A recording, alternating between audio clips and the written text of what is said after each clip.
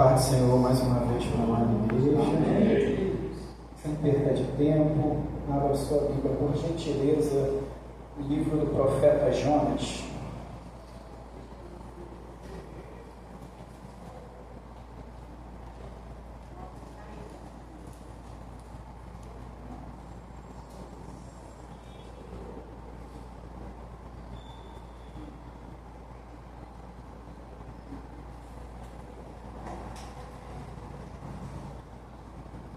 Livro do profeta Jonas, seu capítulo de número 1. Vou estar lendo apenas o versículo 1 e 2. Aleluia. Glorificado seja o nome do Senhor. Todos acharam? Amém. E veio a minha palavra do Senhor a Jonas, filho de Amitai, dizendo: Levanta-te e vai à grande cidade de Nínive, e clama contra ela, porque a sua malícia subiu até a mim. A igreja poder se assentar em nome do Senhor Jesus. Louvado seja o nome do Senhor. Irmãos, essa palavra me veio ao coração ao longo da semana. E eu estive meditando nela.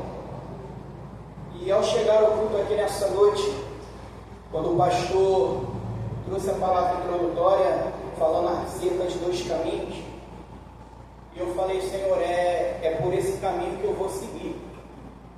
Porque às vezes a gente chega no culto, a gente também acaba prestando atenção na forma com que o culto está indo, qual o ritmo que o culto vai.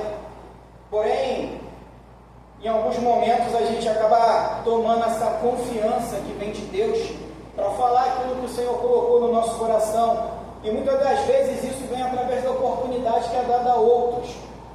E quando o pastor falou ali a respeito da cerca dos 2 caminhos, nós vemos que Jesus já estava estabelecendo ao homem aquilo que nós condicionamos como livre-arbítrio, que é a opção do homem escolher entre o que é certo e o que é errado. Opção essa que se deu lá no início da criação, quando diante do homem foi colocada a opção dele escolher se uma vez ele queria obedecer ou se na outra vez ele queria desobedecer. E infelizmente todos já sabem o que aconteceu. Somos frutos da desobediência que acontece lá na criação, quando o homem, por vontade própria, decide desobedecer uma ordem divina.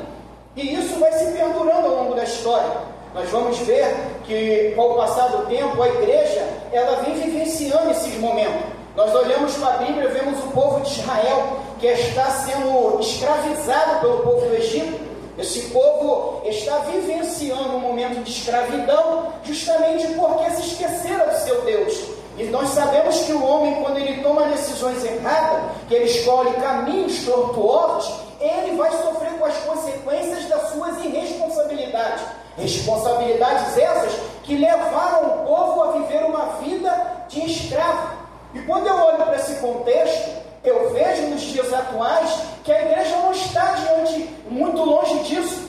Porque nós vemos hoje que existem pessoas que têm 30, 40 anos de evangelho, mas parece que até hoje vive uma vida de escravo, vive uma vida a qual ele se sente preso. E ao ver o pastor falar a respeito dos 2 caminhos, é interessante que, se nós formos olhar pela lógica da Bíblia, nós vamos entender que, na realidade, a função da Bíblia é nos mostrar uma verdade. Jesus falou em João 8,32: conhecereis a verdade e ela vos libertará. E quando nós olhamos para essa palavra, nós aprendemos que, na realidade, quando Jesus falou acerca de 2 caminhos, nós já entendemos que, na verdade, quando o homem deixa de escolher o que é certo, ele já está se colocando automaticamente no caminho da desobediência. É algo que o homem não tem como se livrar. E muitas das vezes é triste, irmão, quando nós entramos nas comunidades, quando nós vamos fazer evangelismo, e muitas das vezes nós falamos: você quer aceitar Jesus hoje? E a pessoa olha para a gente e fala: hoje não. Parece que o homem acha que ele vai ter o tempo que ele acha necessário para tomar uma decisão na vida dele. E muitas das vezes eu escuto alguém dizer assim: não, mas eu não fumo, não bebo, não cheiro, não roubo, eu sou uma boa pessoa. Mas meu irmão, saiba de uma coisa: você não vai ser salvo pelas suas obras, você vai ser salvo pela graça. E a graça é um favor imerecido, é algo que vem de Deus para o homem. Não é por causa da obra que eu vou ser salvo, mas eu vou ser salvo mediante aquilo que eu ouvi, criei e obedeci. Aleluia. Então eu já entendo que o caminho de Deus, a principal característica é a obediência. Nós sabemos que melhor é obedecer do que sacrificar. E quando eu olho para esse contexto do livro de Jonas, nós vamos então decorrer ele e vamos entender na vida de Jonas o que estava acontecendo. Porque quando eu olho para essa palavra, eu vejo um profeta que tem uma missão essa de pregar a palavra do Senhor. E qual era a palavra? A palavra de juízo contra a cidade de Nínive, que era um povo terrível, que matava as pessoas, que cortavam suas cabeças e amontoavam uma em cima da outra para causar espanto aos seus adversários. Jonas, ele é um hebreu, é um homem que vai olhar esse tipo de situação, sabendo que ele não gostava daquele povo, ele tinha ranço pelo aquele povo, então ele decide o quê? Eu não vou pregar para esse povo, porque é um povo de dura serviço, é um povo que faz mal ao meu povo, é um povo ruim, é um povo de duro coração, é um povo a qual eu não quero nem estar perto. Aí a palavra do Senhor vem a ele dizendo: levanta-te e vai pregar contra a cidade de Nínive. Porém o profeta, no versículo 3, quando veio a palavra do Senhor, vai dizer que Jonas então se levanta, mas ele não se levanta para fazer aquilo que o Senhor determinara para ele. O texto vai dizer que Jonas se levanta e vai para a cidade de Tarsis. Vai comprar uma passagem na cidade de Tarsis e vai descer para Jope, para fugir da responsabilidade que o Senhor lhe dera. Qual era a responsabilidade, Diácono André? Pregar contra um povo em desobediência. E o que eu quero dizer nessa noite? Qual é a função da igreja? Pregar para aqueles que estão em desobediência lá fora. Olha, a nossa missão como igreja é anunciar o ano aceitável do Senhor aos que estão do lado de fora desse templo. Porém, quando eu olho para essa mensagem de Jonas, me assusta, Diácono Rodrigo, porque eu vou olhar um profeta que tem um chamado, que tem uma responsabilidade, e nele é confiado uma missão de pregar. Porém, o profeta não está disposto a obedecer à vontade de Deus. Sabe o que é mais triste, missionário Inês? Que para Deus levar a mensagem para aquele povo, Deus vai ter que precisar agora trabalhar no coração do profeta. Porque o profeta, ele tem a mensagem, mas ele não tem responsabilidade. Papai!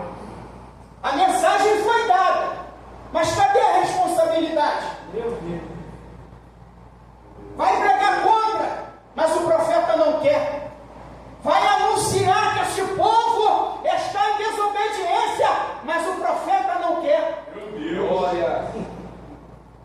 Quantos estão assim dentro da casa do Senhor? Ao invés de obedecer, preferem o caminho da desobediência. E aí, o que vai acontecer com aquele que desobedece? Eu falei aqui que nós somos responsáveis pelas nossas atitudes. Eita, glória! E quando nós tomamos decisões que fogem da vontade de Deus, nós vamos arcar por ela. E o que vai acontecer? Esse profeta se nega a fazer aquilo que Deus quer. Vai entrar num barco e vai tentar fugir da face do Senhor. Achava ele, na sua arrogância, que teria como fugir da face do Senhor. Uma coisa que eu costumo dizer para muitos que eu falo a respeito de Jesus: brinca com o diabo, mas não brinca com Deus, porque Deus te pega. Não tenta fugir da responsabilidade, Porque se um dia você tentar fugir, Deus sabe aonde te encontrar. Aleluia! Deus sabe aonde vai achar o profeta. E ele vai se colocar naquele navio, vai tentar fugir. Mas o que Deus vai fazer? Vai mandar um vento contrário. Aleluia! E esse vento contrário vai trazer para aqueles que estavam no barco um sentimento de medo. Por quê? Porque eles começaram a ver que a tempestade era muito forte. E nós sabemos que o homem que ele está na direção de um navio, ele é acostumado com a tempestade. Ele sabe quando o mar está bravio, ele sabe a forma que ele tem que avançar pelas ondas, ele sabe a posição que ele tem que colocar o barco para poder transpassar aqueles problemas. Mas o texto vai dizer que esses homens que estavam ali se atemorizaram, porque eles viram que o vento era contrário. O vento estava batendo de uma forma diferente no barco e o navio poderia virar. E eles, aterrorizados, começaram a clamar os seus deuses, cada um invocava as suas entidades, mas o vento continuava, o mar continuava revolto. Aleluia! E dentro do barco estava quem? Jonas. Em meio à tempestade, o profeta vai para o porão. Pensou ele, vou para lá e vou dormir. Talvez ele não estava sentindo o que estava acontecendo do lado de fora. Mas aqueles homens atemorizados estão clamando. Mas o vento continua a soprar. Até que o comandante daquele barco vai descer e vai achar Jonas lá, no porão. Chama ele de dormente, porque ele estava dormindo diante da adversidade. Eu olho para esse texto e o que me chama a atenção nele é que o homem escolheu desobedecer. O que o Criador faz? Vai lançar o vento de água montando carro. Esse vento é o vento daqueles que estão na desobediência. Eita, papai! O vento daqueles que estão na desobediência, ele é um vento contrário. Porque é aquele vento que te traz medo. Porque você sabe que está acontecendo algo por causa da tua inércia. Por causa da posição que você se colocou, Deus está permitindo do vento soprar para ver se você e eu saímos da inércia. Aleluia! E muitas das vezes, mediante a tudo que estamos vivenciando, a gente ainda é teimoso, continua insistindo, querendo levar o problema com a barriga, achando que vai conseguir empurrar ele até aonde não der. E Deus está só olhando, falando: meu servo André, não vai por esse caminho não vai te fazer bem, esse caminho vai te trazer problema. Mas o servo quer obedecer? Não, o servo quer desobedecer.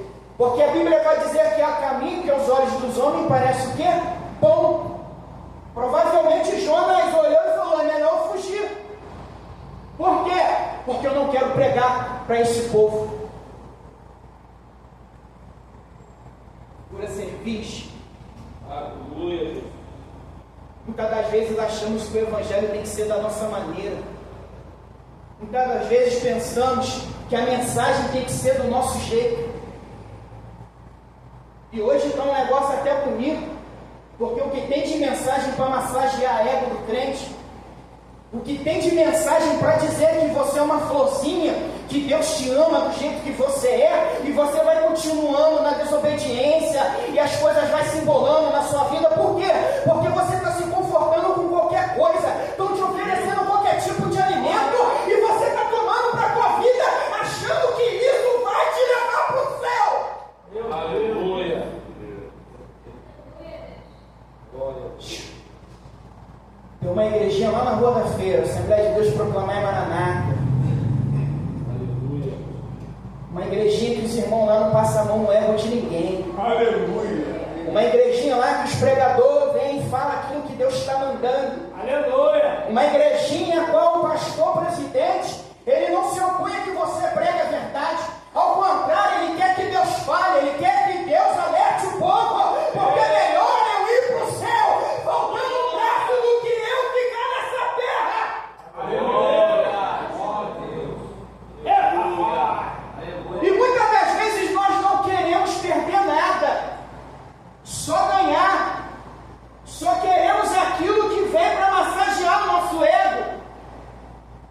E aí é onde você começa a entender por que tem pessoas que estão na igreja, presbítero Bruno, 30, 40 anos, mas até hoje ainda está em conflito, ainda não conseguiu se achar, está perdido dentro do tempo, não sabe o que vai fazer, não sabe para onde vai, e ele está falando: eu não sei a minha utilidade aqui dentro, eu não sei para que eu estou aqui, eu não sei para que Deus me colocou aqui. Deus te chamou para fazer a diferença.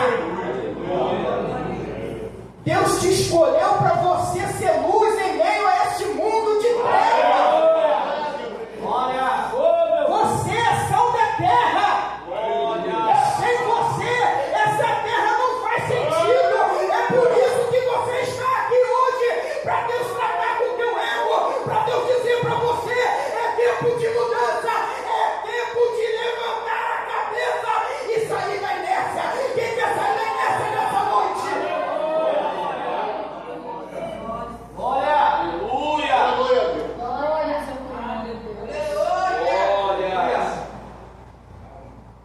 Aí nós lemos o tema principal em Atos 1:8. Mas recebereis a virtude que há de vir sobre vós, e ser-me-eis testemunha em Jerusalém, como em toda a Judéia, Samaria, até os confins da terra. Bonito.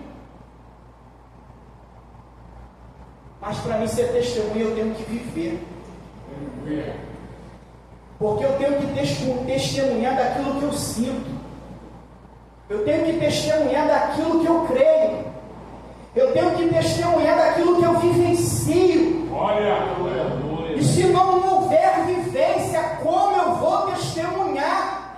Como eu vou dizer que Jesus salva, cura, liberta e batiza, se eu não saio da inércia? Aleluia. Essa semana mandei então uma mensagem para o pastor acerca de um avivamento. Qual é o nome daquela cidade, pastor? Almolonga. Uma cidade que aconteceu um avivamento. O que me chamou a atenção não foi o fato só da conversão do povo, da mudança. Era uma cidade muito violenta. O evangelho entra, traz total diferença àquele povo. O índice de violência cai quase a zero. O povo se converte. Mas o que me chama a atenção é que ele, ao testemunhar, vai dizer que até a agricultura daquele lugar mudou. Tinha cenoura com quase 2 quilos. As batatas grandes, tudo grande. Sabe o que é isso, irmão? Feliz a nação cujo Deus é o Senhor. Se o Brasil soubesse o poder dessa palavra, eu te garanto que o Brasil não estaria afogado em corrupção. Eu te garanto que essa nação estaria vivenciando verdadeiramente um grande avivamento. Se a igreja do Senhor despertar e anunciar o evangelho com seriedade, nós vamos viver um grande avivamento nessa nação. Mas o problema, para que isso aconteça, Deus está tratando com os profetas. Por quê? Muitos estão em crise, parados, estagnados, fugindo da responsabilidade, fugindo do comprometimento com a obra, abrindo mão de pregar aquilo que Deus tem mandado. E aí nós vamos ver uma sociedade totalmente destruída. Vivemos num país de maioria cristã, quase 70% cristã. Mas se nós formos olhar pela lógica, não parece que somos isso.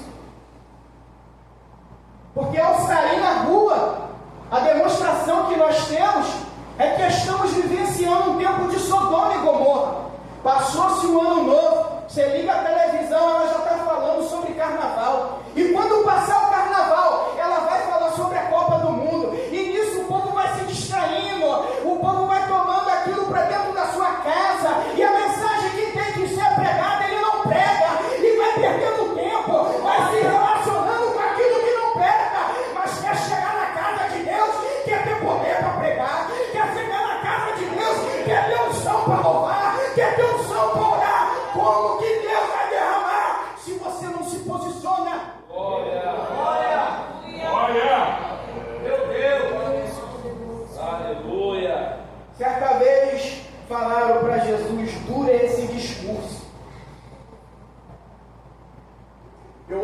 Bíblia, foi o que eu falei aqui na EBD, se essa palavra não me confrontar, não está valendo de nada para mim estar aqui dentro. Se essa palavra não arrancar de mim aquilo que é mal, não está valendo de nada a minha convivência aqui dentro. Porque essa palavra ela tem que entrar em mim e ela tem que tirar de mim aquilo que não presta. Aleluia. Ela tem que arrancar de mim aquele homem mau, tem que fazer de mim uma verdadeira nova criatura. Essa palavra, ela tem que trazer em mim uma mudança de pensamento. Porém, a igreja, nos dias atuais, está vivenciando um momento de dificuldade. Porque olhando para aqueles que têm o poder de levar a palavra, e muitos pararam de pregar. Quantos irmãos que outrora pegavam o microfone com ousadia, com trepidez, que falavam dessa palavra com verdade, e hoje desanimados, parando, estão em conflito consigo mesmo, entram na igreja e saem, não vem mudança, e começam a se perguntar que tipo de evangelho é esse. Mas uma coisa que eu aprendi, irmão, para haver mudança no lugar, o primeiro a mudar tem que ser eu. Essa palavra era primeiro para mim, eu tenho que mudar, porque se eu ouvir, eu tenho que fazer a diferença. Olha. Aí Jonas, em meio a esse turbilhão de emoção que ele está vivenciando, está lá no fundo do barco. O capitão vai até ele, vai trazer ele. Ele vai chegar lá e vai ver que o fruto da sua desobediência está trazendo problema para outras pessoas. E é um perigo, irmão, quando eu deixo de falar a verdade, eu estou levando problema para outras pessoas. Porque pessoas que precisavam ouvir e agora não vão escutar porque eu achei que não vou mais falar, essas pessoas vão começar a entrar em conflito. Mas Tiago André, por que Deus levantou outro e botou no lugar de Jonas? Porque ele não quis. Ele deu a missão a Jonas, então Jonas vai ter que fazer. Qual é a experiência disso? É Deus mostrando para o homem o seguinte: se eu te dei a mensagem, é porque eu sei que tu tem capacidade para falar. Se eu coloquei essa mensagem na tua mão, é porque eu sei que tu tem capacidade para entregar essa mensagem. Olha, ele poderia levantar outro, mas não. Ele resolve então tratar do profeta. Vou lançar Jonas no mar. Um grande peixe vai o engolir. Aí, Jonas, no ventre desse grande peixe, que para alguns é uma baleia, para outros pode ser até uma sardinha, porque o Deus que eu creio, irmão, se ele quiser fazer uma sardinha engolir um homem, ele faz. Não tem essa não. Ele é Deus. Ele tem poder, eu não. Aí, vai engolir. No capítulo 2, vai dizer que Jonas faz uma oração, e essa oração eu acho algo tremendo. No versículo 3 vai dizer assim: porque tu me lançaste no profundo e no coração dos mares, e a corrente me cercou, e as tuas ondas e as tuas vagas têm passado por cima de mim. E eu disse: lançado estou diante dos teus olhos, todavia tornarei a ver o templo da tua santidade. As águas me cercaram até a alma, o abismo me rodeou, e algas se enrolaram na minha cabeça. Ele está contando o que ele está passando dentro desse grande peixe. E eu desci até os fundamentos dos montes, os ferrolhos da terra escorreram sobre mim para sempre, mas tu livraste a minha vida da perdição, ó Senhor meu Deus. Quando desfalecia em mim a minha alma, eu me lembrei Senhor, e entrou a ti a minha oração no templo da tua santidade. Os que observam as vaidades vãs deixam a sua própria misericórdia. Mas eu te oferecerei sacrifícios com voz de agradecimento. O que votei, pagarei. Do Senhor vem a salvação. Olha. Lembra daquele homem que não queria pregar? Agora o cenário muda, Antônio Carlos. Porque quando o homem é colocado diante da dificuldade, ele começa a orar. E ele, diante da dificuldade, reconhece o estado que ele está. E ele vai fazer essa oração e vai se lembrar do conserto de Deus.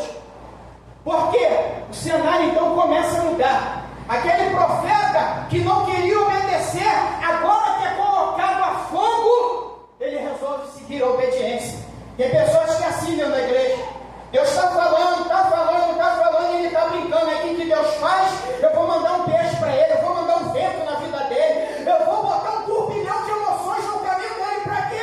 Para ele sair? Não, para ele se posicionar. Tem coisa que Deus coloca na tua vida, não é para te lançar fora, mas é para te ver de pé, é para ver você glorificando, exaltando o nome dele.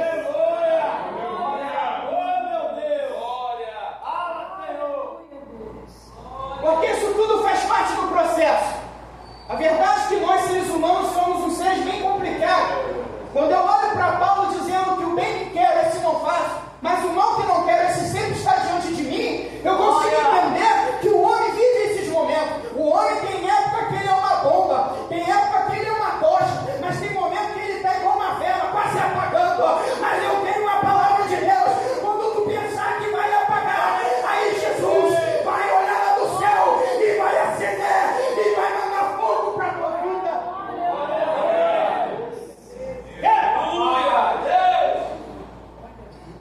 Meu Deus! Jesus não chamou a gente para essa obra para que nós vivêssemos de qualquer maneira. Certa vez ele falou: aquele que quiser vir após mim, negue-se a si mesmo, toma a sua cruz e siga-me. E o que é isso? É eu abrir mão das minhas vontades, é eu abrir mão dos meus deleites. É como no dia de hoje, que talvez alguém te chamou para ir no shopping, dar um passeio, comer um x-tudo lá no podrão, mas não, você abriu mão disso tudo para estar aqui, exaltando, glorificando o nome do Senhor. Está pensando que essa atitude está passando batida? Não, o céu está vendo que você hoje entrou aqui, porque você precisa de resposta. Deus, aleluia! Eita, meu Deus! Viva-te, Senhor! Glória! Porque para Glória! haver essas transformações dentro de nós temos que ser tratados, temos que deixar Deus trabalhar. Deus tem que arrancar de nós esse orgulho, tirar, mostrar muitas das vezes que para o homem estar de pé, ele tem que ser levado lá no profundo. Para quê? Para que lá no profundo, aonde ele está, igual o João está dizendo, eu fui no mais profundo dos abismos. Quando o homem pensar que não tem solução, é aí que Deus vai se levantar dos altos do céu, trazendo resposta, trazendo a ele solução, porque Deus não te chamou para te deixar no meio do caminho. Jonas, entende?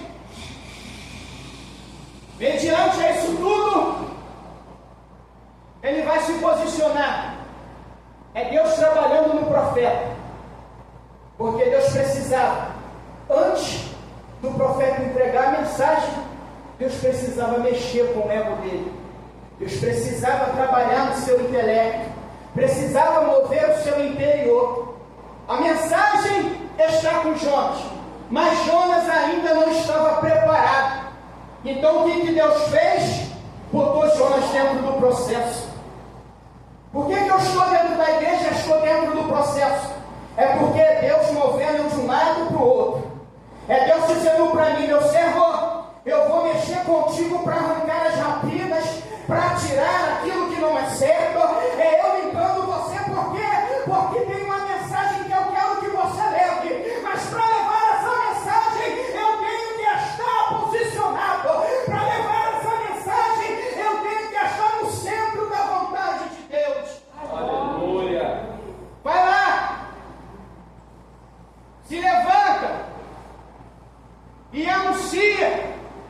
e traz uma mensagem de juízo contra este povo. Jonas não queria. Na cabeça de Jonas, aquele povo tinha que ser julgado, exterminado. Mas ele sabia que Deus é misericordioso, que Deus é galardoador daqueles que o buscam. Então, o que Deus vai propor a Jonas? Vai lá e prega. Porque a mensagem precisa ser dita. Mas a forma que ela vai ser colocada depende do ponto de vista de cada um. Mas uma coisa eu sei, é que ela não vai voltar vazia. Uma coisa eu tenho certeza, que essa mensagem ela vai penetrar onde precisa para poder mudar o teu sentimento, para poder mostrar para você que tem muita coisa que você está passando na sua vida é justamente porque você ainda não se posicionou. E quando se posicionar, as coisas vão tomar um outro rumo. Aleluia, Deus. Por quê? Porque eu sou escolhido. Escolhido paga preço. Escolhido paga preço. Escolhido passa por dificuldade. Escolhido enfrenta problema. Mas o bom disso é que eu sei que se eu estou no caminho a qual eu estou andando e pedras estão sendo lançadas na minha direção, é porque essa direção está correta. Lembra de Estevão? Está anunciando o Evangelho. E o que vão fazer? Vão querer apedrejar aquele homem. Mas que coisa gloriosa é a visão que aquele homem vai ter. As pedras estão batendo sobre o seu corpo e ele está olhando e vai ver Jesus sentado à destra de Deus Pai. Sabe o que é isso, irmão? É um homem que está na vontade de Deus. Pode se levantar o que vier. As pedradas vai bater, mas não vai te ferir, não vai te matar. Porque maior é aquele que te chamou. E quem te chamou garante. Glória a Deus. E muitas das vezes nós ficamos preocupados com o tipo de mensagem, com o que vamos falar, porque vivemos uma época que até para pregar está difícil. Porque muitas das vezes, se você fala algo que a pessoa não gosta, você já é interpretado como uma pessoa ruim, como um falso profeta. Mas quando você massageia o ego, acaricia o pecado, esse homem é um grande homem de Deus. Eu não vim nesse lugar, Deus não me chamou para massagear, Deus não me chamou para alisar pecado, Ele me chamou para pegar a verdade como Ele tem te chamado. Aleluia. Eu glorifico a Deus, irmão. Aleluia. Porque quando eu entrei nesse lugar diversas vezes em conflito, Deus nunca massageou o meu ego. Ao contrário, te conserta, te posiciona, se levanta, ergue a cabeça. E esse tipo de mensagem é que faz a gente refletir, porque ela nos confronta e tira de nós aquele sentimento bom. Porque eu entendo que eu preciso melhorar. E para isso acontecer, tem que haver quem pregue. Cadê o Jonas do Senhor nessa noite? Deus. Cadê aqueles que o Senhor chamou para pregar uma palavra de arrependimento? Cadê aqueles que o Senhor chamou para pregar o ano aceitável do Senhor? Para proclamar aí fora: ora vem Senhor Jesus, se arrependa, Jesus vai voltar. Se tu não se posicionar, você vai ficar. Aleluia.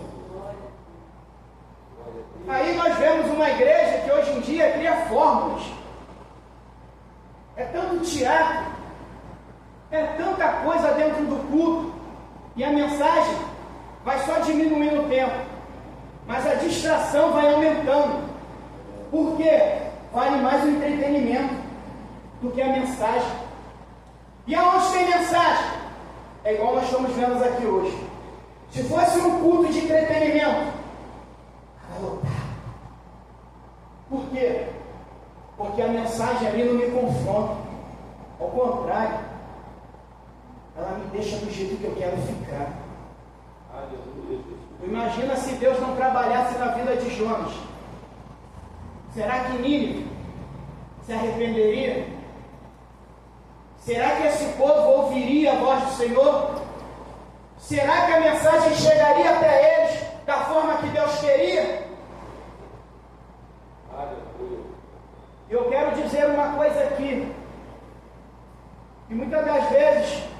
Tem pessoas da nossa casa que Deus ainda não salvou por nossa culpa. Tem pessoas do nosso lar que Deus ainda não libertou por culpa nossa. Por quê? Porque qual tipo de mensagem você tem levado para dentro da tua casa? Quem te vê dentro da tua casa te reconhece verdadeiramente como uma mulher de Deus, como um homem de Deus? Será que no teu trabalho te reconhece verdadeiramente como servo do Senhor? Que tipo de mensagem nós estamos levando quando estamos fora daqui? Aleluia. Que mensagem? É algo que nós temos que pensar. Talvez você chegou aqui nessa noite pensando: vou chegar lá e vou arrebentar. Aí Deus falou assim: não, hoje tu vai ouvir um pouquinho mais. Para quê? Para tu ser confrontado. Para quê? Para eu sair daqui melhor. Para eu sair daqui sabendo que o Deus que fala comigo, Ele sabe do meu potencial. Que o Deus que fala comigo, Ele apostou em mim porque Ele sabe aonde eu posso chegar. E não é o trabalho do diabo ficar botando na tua cabeça que você não vai conquistar, ficar botando na tua mente que você não vai crescer, que você não vai sair disso. Isso é coisa do diabo, porque Deus te chamou para fazer uma grande obra. Tu não foi comprado com qualquer sangue.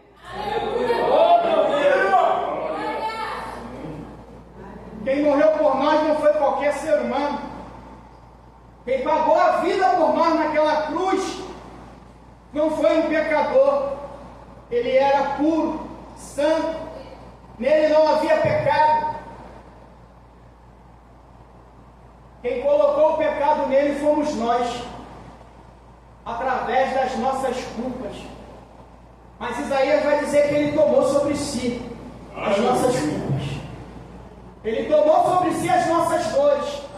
Por quê? Porque Ele é o castigo que nos traz a paz. Ele é o castigo que nos traz a paz. Ele tomou e falou: vai, igreja minha, faz agora a vontade do meu Pai, porque essa pressão maior quem vai segurar sou eu. Eu só quero que você se posicione. Eu só quero que você levante a tua cabeça e clame, e fale, e pregue com autoridade, em tempo e fora de tempo. Anuncie a palavra até que Ele venha.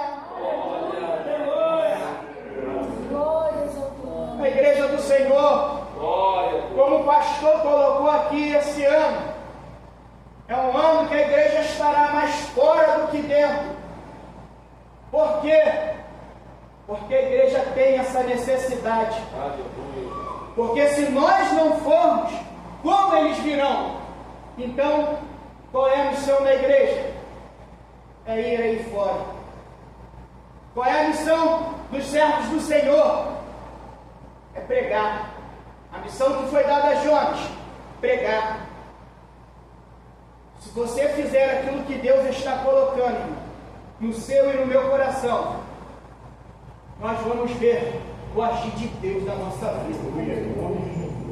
Eu tenho certeza que uma igreja que se posiciona a pregar aí fora, quando ela estiver aqui no culto, haverá milagres, haverá curas, haverá transformações, haverá libertações. Por quê? Porque nós vamos trazer para dentro desse culto pessoas que necessitam ser mudadas, pessoas que estão sedentas, almas que estão famintas. Irmão, que culto maravilhoso é quando nós vemos o pecador se arrependendo. A irmã falou aqui que ontem foi agraciada com 2 almas. Agora tu imagina, irmão, um culto como esse, mais de 30 almas se convertendo. É a igreja em crescimento, é o evangelho sendo pregado na sua essência.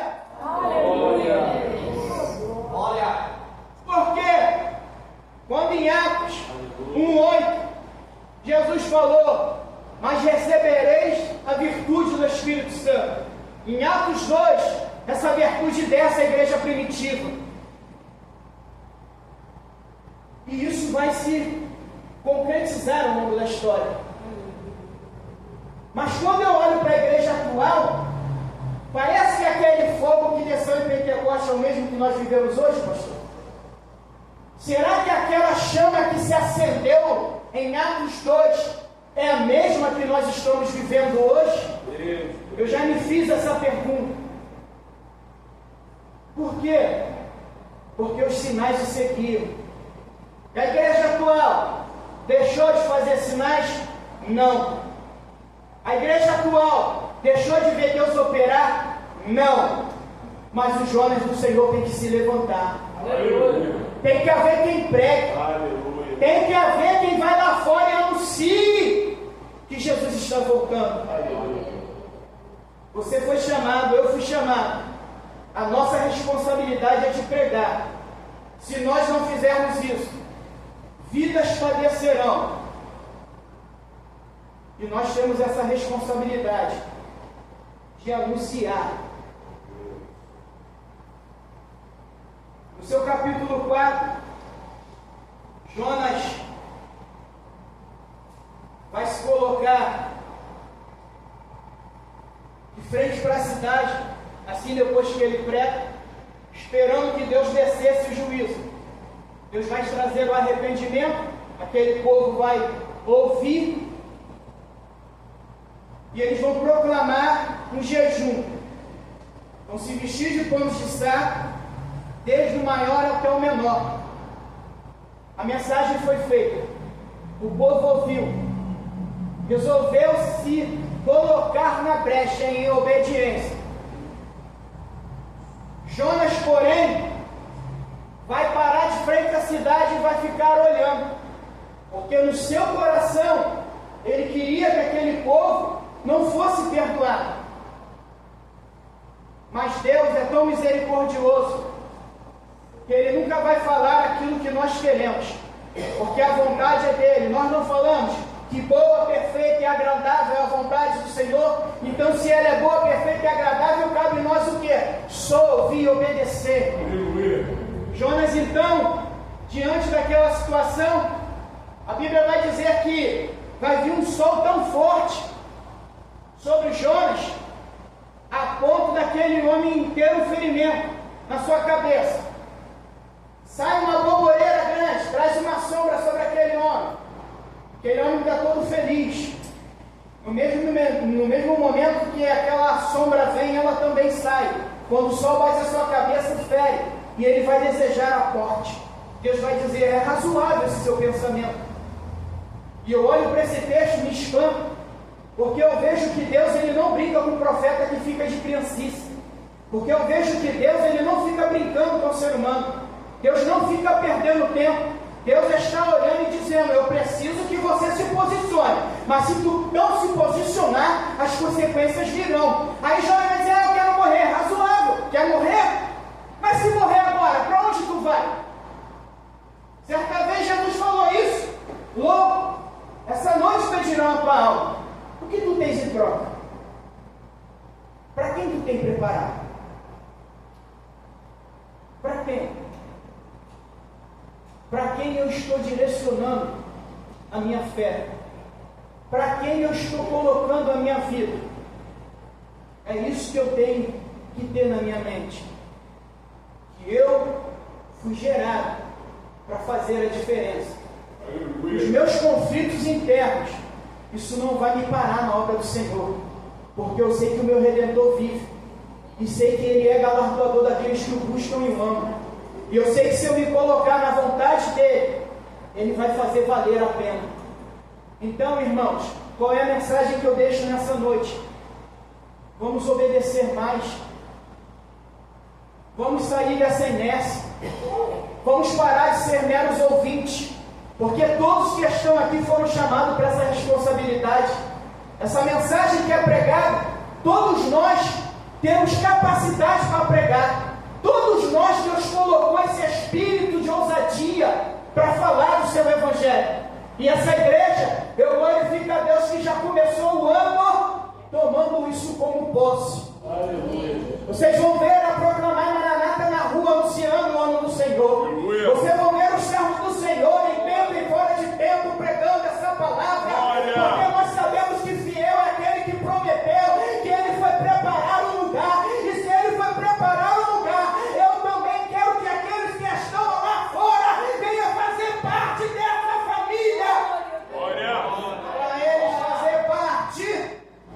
temos que pregar. Eu agradeço a oportunidade.